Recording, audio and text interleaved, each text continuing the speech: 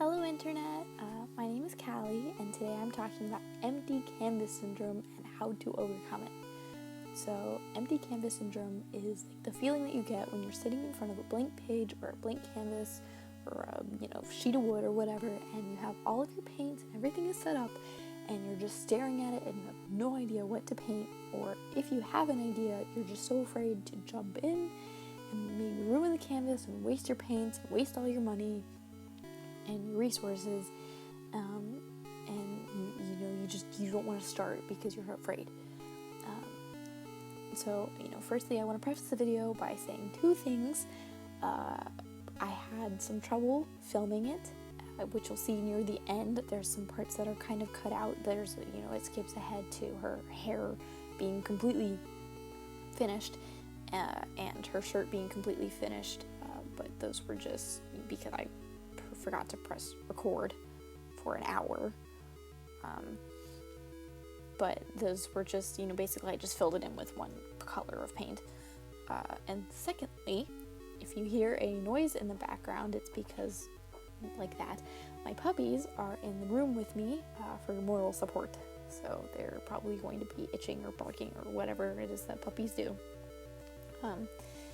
So for this piece in particular, I struggled with empty canvas syndrome a lot. I went to Lowe's and I bought these super cheap, I think they were like $3. They were 2x2 pieces, like 2x2 feet pieces of plywood. And all I knew that when I sat down today was that I wanted to use one of these big wooden canvases. I had no idea what the subject was going to be or what the finished outcome was going to look like. Sometimes, I wake up and I have this perfectly thought out idea of, something that I want to create, or at least I have a starting point that I can begin to execute from, but sometimes I just have no idea where to begin, and that's such a daunting feeling to deal with. I spent hours for this piece looking at Pinterest boards. I searched Korean models and Chinese models and black models and artists like Cat, and I think her name is Kushnov Ilya, and I was collecting a ton of pictures that I liked, and at the end I was looking at the collection and I felt like I wasn't any closer to finding an idea than I was before I went searching.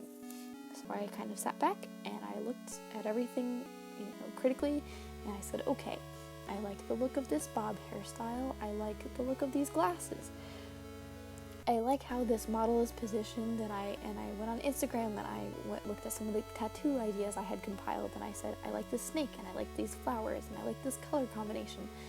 And eventually I said, okay, I think I might have something to start with. I didn't feel confident that I had something to start with. I didn't feel confident that I couldn't picture the final piece at all. I had a sketch, and the sketch had these huge black horns on it, and it wasn't at all what the final piece ended up to look like, but I had a starting point. So I sat down and I laid down a layer of this quinacridone red Grumbacher acrylic that I stole from my art teacher, and it ended up to be way too thick to work with, so I had to water it down, and the water soaked in the canvas, and this wood texture peeked through, which wasn't what I was expecting. I was expecting to have this really opaque layer of red, but I ended up being really happy with kind of the accident and the effect that gave. And so a lot of things are just happy accidents in art, and you just gotta roll with them. And when you're overcoming a difficulty, you just kind of have to roll with it. You say, okay, this happened, how am I gonna work with it? So then I went and I layered some of the Winsdor gouache paints. I just got the what's it called, the primary colors set at Michael's, and I have been loving it recently. I love it. I'm gonna go back and buy bigger tubes of all of them soon once I run out of them, but so I went back and I layered those gouache paints on top of the acrylic. I don't think you can put them on straight wood, they'll just soak right in and they won't look right. But then, I just layered them up, and I kept playing with them. The skin texture was hell. If you see that, I go back and screw with the nose 10,000 times because I didn't like how it was going. And then I went back in with acrylics to do the hair and the shirt that I skipped. And, I just kind of kept messing around with things and kept messing around with colors and ideas until, I reached the outcome. And I found a couple key points to help me and maybe help other people reach this outcome, and how to overcome the daunting feeling of an empty canvas. Firstly, you need to remember that not every piece you do is going to be a masterpiece. I'm not super happy with this. I know that everybody, I feel like a lot of people are going to be like, oh my god, it's great, whatever. But, I look at it and I spot all the flaws in it. I spot how, weirdly distorted her face looks. I spot how, the hair is flat and whatever. And I don't like the shirt, whatever. But, once you're okay with this concept of, okay, I might fail and I might waste this canvas, and I might waste all of my money on ruining canvases,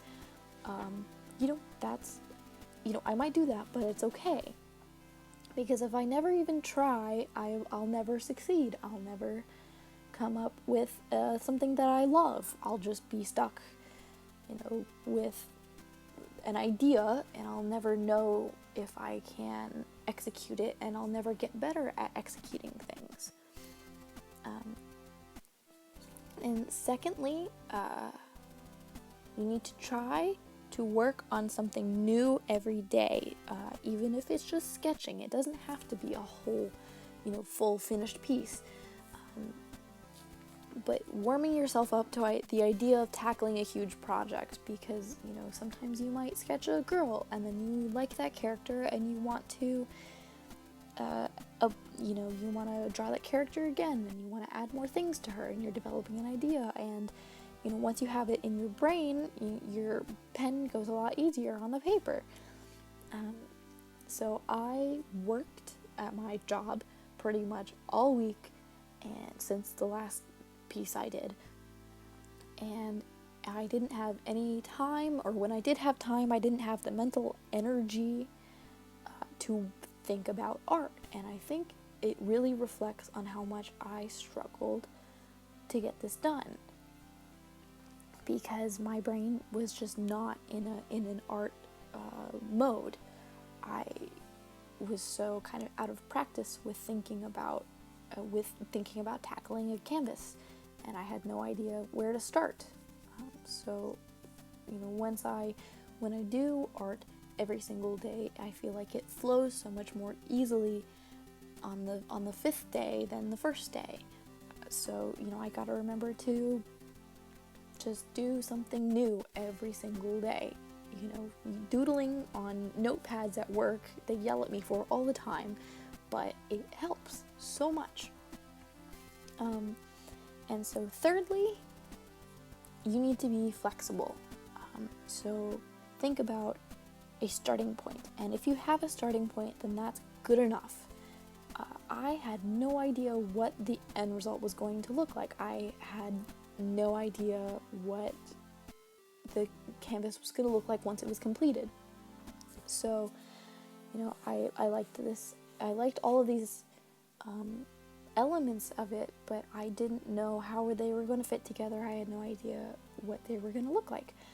And so I feel like if, once I started, I was able to narrow down what I wanted. I was able to find a direction to head in. So just pick an idea out of a hat. I was looking at my Pinterest boards and I saw this one model, and I had 10 different models that I loved, and I had ideas for all of them. I had, concepts that I could do for all of them, and I had no idea which one, so I just kind of closed my eyes and pointed my finger and said, okay, I'm going to draw this one today, and I'm going to do this with her. So, pick an idea out of the hat and roll with it and see where it goes. I feel like I am so much more happy with a piece at the end when I don't have an idea set in stone of what I hope I'm going to end up with, because then I don't have the opportunity to be disappointed when what I have in my brain doesn't translate to the paper. You know, if you you can't be disappointed if you don't set yourself up to be disappointed. So lastly, remember that everything that you do in your art is practice. Remember that, even if you don't like how something ended up, think about what you learned from it. Think about a technique, and, even if what you learned is learning what not to do. Now this is what I shouldn't do. Maybe I should try something next time. Don't panic if you feel like you've wasted all of this money or resources on something that you feel like you've ruined, on a canvas that you feel like you've ruined, because you just need to think, okay, I spent these resources on learning things, on making myself better. So even if it's really just daunting to start, you need to bite the bullet and start somewhere and find your way along, and don't be upset if it's not going your way, because even if it's not going your way, it's still benefiting you, and you still need to just do it. Just do it. Don't let your dreams be dreams.